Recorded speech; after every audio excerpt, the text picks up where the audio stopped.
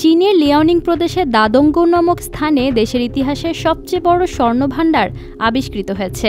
সরকারি ভূতাত্ত্বিকের ধারণা করা হচ্ছে এখানে মোট 1000-এরও বেশি টন স্বর্ণের মজুদ থাকতে পারে, যেখানে প্রতি টনে গড়ে 0.56 গ্রাম স্বর্ণ পাওয়া যাবে বলে ধারণা করা হচ্ছে।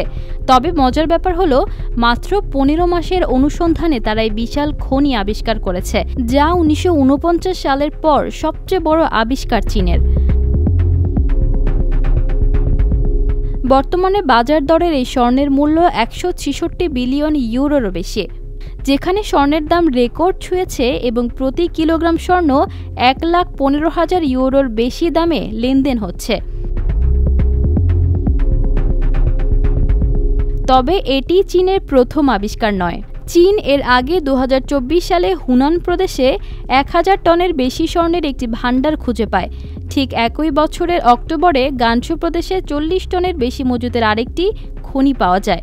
সব মিলিয়ে বলা যায়, চীন এমন এক সময় বিশাল স্বর্ণভাণ্ডার পেয়েছে যখন বিশ্বব্যাপী স্বর্ণের দাম ও চাহিদা দুটিই বাড়ছে। এই আবিষ্কার দেশটির অর্থনীতিতেও বড় ভূমিকা রাখতে পারে।